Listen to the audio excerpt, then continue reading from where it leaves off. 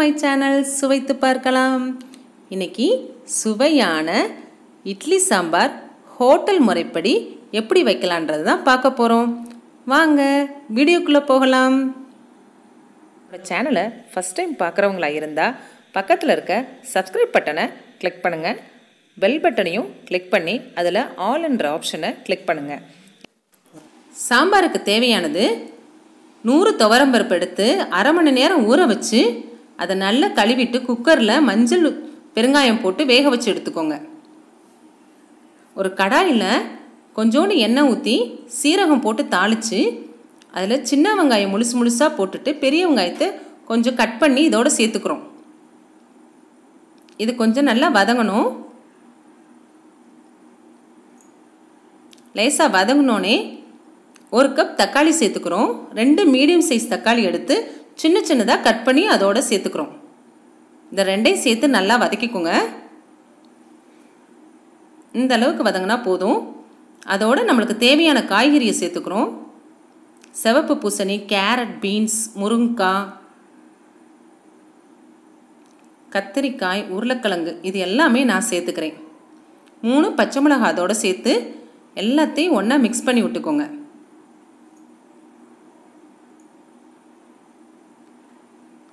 காயை அதில் ஒரு 5 நிமிஷம் வதக்கி விட்டுருங்க. அதுக்கப்புறம் நம்ம வீட்டு மசால் தூள் ஒரு 3/4 ஸ்பூன் சேர்த்துக்கிறோம். 3/4 ஸ்பூன் கல்லுப்பு சேர்த்துக்கிறோம். இது எல்லாத்தையும் ஒன்றா சேர்த்து வதக்கி விட்டுருக்கோங்க. இப்போது காய் முங்குற அளவுக்கு தண்ணி சேர்த்துக்கணும்.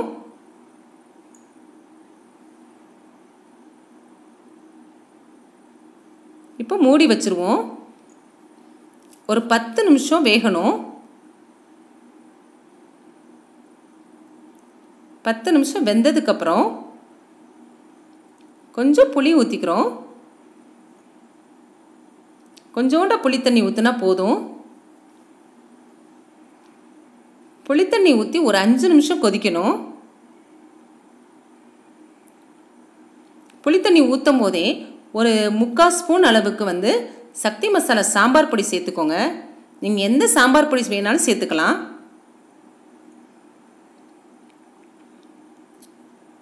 அஞ்சு நிமிஷம் கொதிக்கணும். இப்போது வேக வச்ச பருப்பை இதோட மிக்ஸ் பண்ணிக்க போகிறோம்.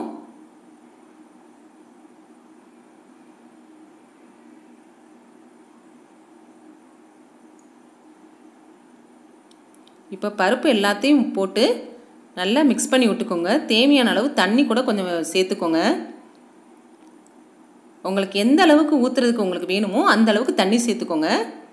பருப்பு ஊற்றுனதுக்கப்புறம் 1 ஸ்பூன் நாட்டு சக்கரை சேர்த்துக்கிறேன். நீங்கள் வெல்லம் இருந்தால் வெல்லம் சேர்த்துக்கோங்க. என்கிட்ட வெல்லம் இல்லாததுனால நான் நாட்டு சக்கரை சேர்த்துருக்கேன். வெல்லம் கொஞ்சோண்டு சேர்த்துக்கோங்க, ரொம்ப சேர்க்க வேணாம். இது எல்லாத்தையும் சேர்ந்து ஒன்றா மிக்ஸ் பண்ணி ஆஃப் பண்ணிட வேண்டியதான். இப்போது மல்லித்தலை தூவி இறக்கிடலாம்.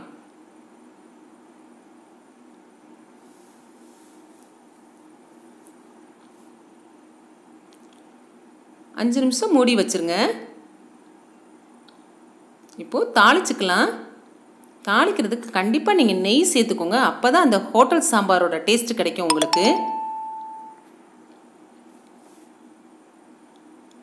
கடுகு உளுந்தம்பருப்பு, 2 வரமிளகாய், கொஞ்சம் சின்ன வெங்காயம், கொஞ்சம் கருவேப்பிலை போட்டு தாளிச்சுக்கோங்க. சின்ன வெங்காயம் நல்லா ப்ரௌனிஷ் ஆகிற வரைக்கும் நீங்கள் தாளிக்கணும். இப்போ தாளித்து சாம்பாரில் கொட்டியாச்சு. இப்போது நம்மளுக்கு சுவையான ஹோட்டல் சாம்பார் ரெடி ஆயிடுச்சு. இந்த சாம்பார் எல்லாருமே விரும்பி சாப்பிடுவாங்க. நீங்கள் செஞ்சு பாருங்களேன். அதே ஹோட்டல் ஸ்டைலில் அதே டேஸ்ட்டில் இருக்கும். ரொம்ப டேஸ்ட்டாக இருக்கும். தோசை, இட்லி, எதுக்கு வெண்பொங்கல் இது எல்லாத்துக்குமே நீங்கள் வச்சுக்கலாம். ரொம்ப அருமையான சாம்பார். நீங்களும் இதை செஞ்சு பாருங்கள். செஞ்சு பார்த்துட்டு உங்கள் கமெண்ட்ஸ் எனக்கு சொல்லுங்கள். லைக் பண்ணுங்கள், ஷேர் பண்ணுங்கள், சப்ஸ்கிரைப் பண்ணுங்கள். தேங்க்யூ.